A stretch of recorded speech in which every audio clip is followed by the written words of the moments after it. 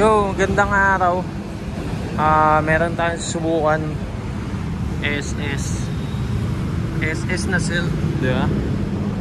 Medyo ano to bagong build sa ngayon taon. First time ko nga alam matatry ito Cell na 54 gagawin kong single speed.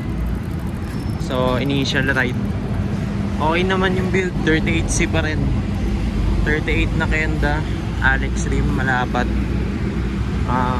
Yung harap lang medyo malaki yung clearance, pero smooth naman siya. Ayun, ang sarap enjoy na ito bar.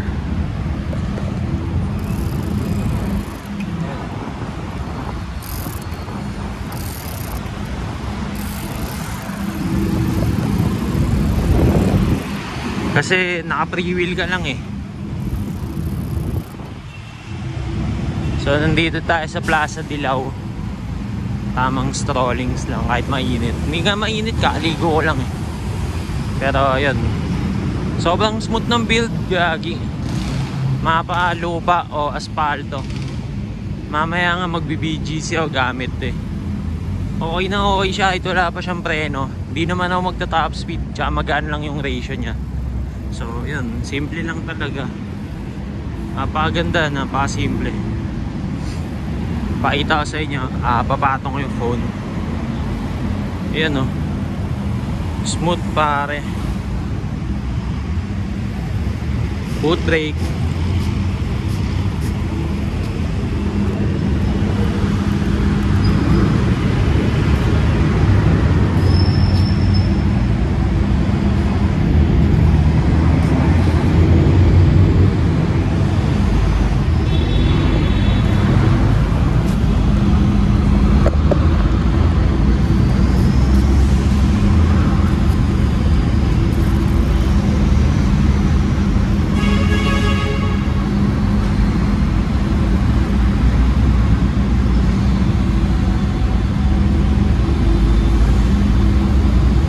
So sa single speed na to, meron tayong grips na waffle.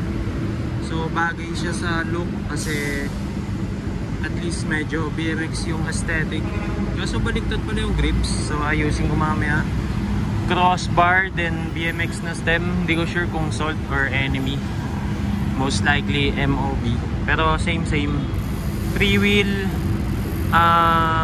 self crank 44 teeth na mga stock. Then 3 wheel na pinakamura, mga tigo 150 ata. Alam ko 100 ko lang binayaran So yun, 18 teeth. The Project rim set 38C na tires. Laki ng clearance, pwede ako mag 42 or 38. Tapos Kenda 38, sakto lang sa likod. Maganda yung napaka smooth gamitin. So pipicture na ako ng bike. Ganoon ka simple.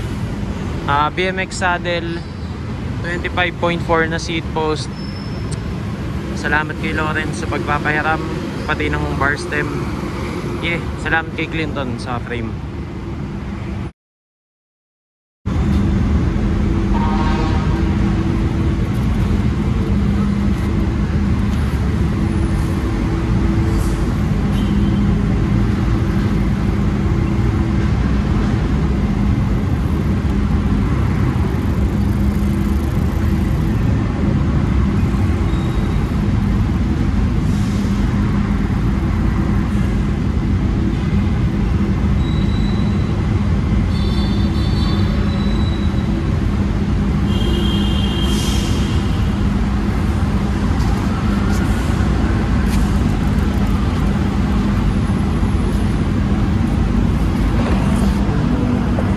Napaka-solid gamitin pare.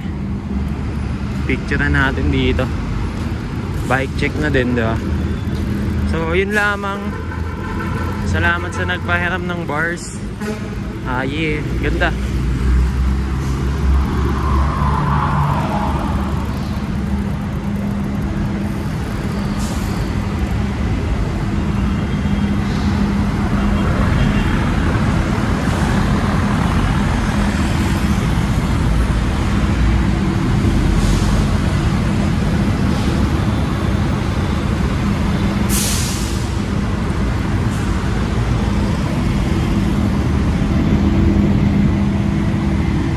SS single speed.